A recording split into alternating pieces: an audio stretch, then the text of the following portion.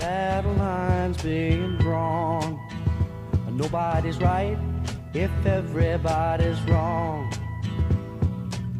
Young people speaking their minds are getting so much resistance from behind. Time we stop. Hey, what's that sound? Everybody look what's going down.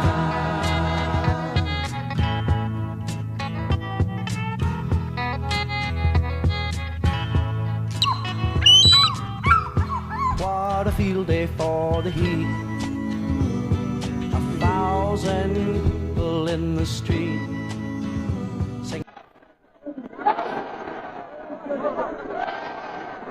In 1932, Washington was under siege.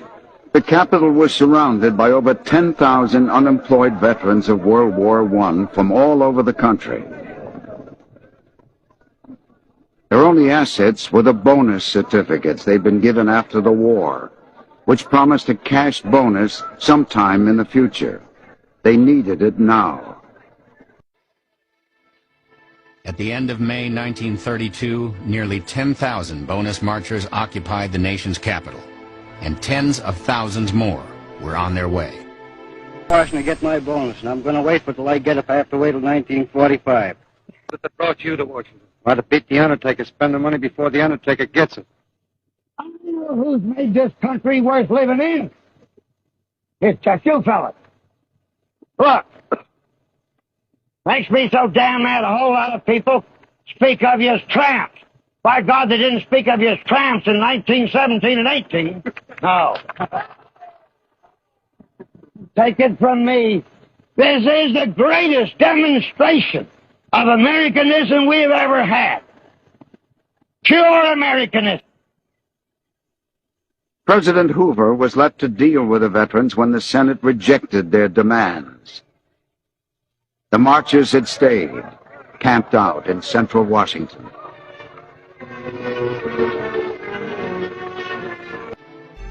On July 16th, the last day Congress was in session, Washington was on edge. Thousands of angry veterans surrounded the Capitol.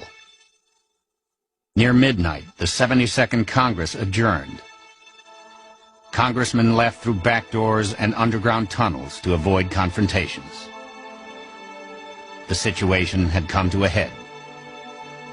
The president ordered the evacuation of the veterans from downtown Washington. Now you bring in the troops. When MacArthur moved his troops to the affected area, he knew exactly what he was going to do. And he adorned himself in his dress uniform along with his major aide, Dwight D. Eisenhower. The force stepped off at 4:30 p.m. More than 200 cavalrymen spread out across Constitution and Pennsylvania avenues. Behind them came 400 infantrymen, followed up by tanks and armored vehicles. The cavalrymen, one of whom is Major Patton, have got their sabers out. The soldiers donned gas masks and without warning began hurling gas grenades at the veterans. The troops advanced, some jabbing with bayonets. It's war, the greatest concentration of fighting troops in Washington since 1865. I knew something was going to happen, that we might be attacked.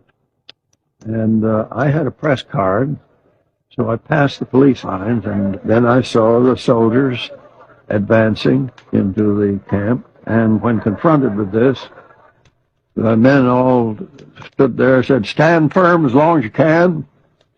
And they started throwing tear gas. Tear gas was just burning my face. I was trailing behind my dad, and he kept hollering, "Come on, boy, come on, boy." Marchers were choking from the gas, just like the battlefields in France. And so they're being forced out of their shacks by smoke bombs and tear gas, hurled by the troops who have been called out by the President of the United States. I'd never seen anything like it. They systematically went down the line, burned up all the tents, and all the possessions of the people there. I was thinking of Herbert Hoover when this happened, because his election was in 3 months. I thought this would be the finish of Hoover. The orders of the President must be obeyed. And the roaring flames sound the death knell to the fantastic Bonus Army. In the shadow of the beautiful dome of the Capitol of the United States of America. The veterans did not believe the country for which they had fought would ignore the plight into which the Depression had placed them. Many did not believe that United States troops would take the field against them. By early evening, most of the marchers had been driven across a drawbridge that led to their main camp. The president does not want MacArthur to cross the bridge, and MacArthur disregards the order. Eisenhower later says that he saw this happen. MacArthur says, I cannot bother with pieces of paper during a military operation. And so he crosses the bridge. All through the camp were scenes of panic. My dad says, let's get the hell out of here. The soldiers are going to kill us. Then troops began to set fire to their wooden shacks. One reporter wrote, the blaze was so big it lit the whole sky. A nightmare come to life. The president looked out a window of the White House in the direction of the fire, then retired for the night. And the roaring flames sound the death knell to the fantastic Bonus Army that ends so disastrously in the shadow of the Capitol of the United States of America. The morning after the Bonus rout, public sentiment took a dramatic turn against Herbert Hoover.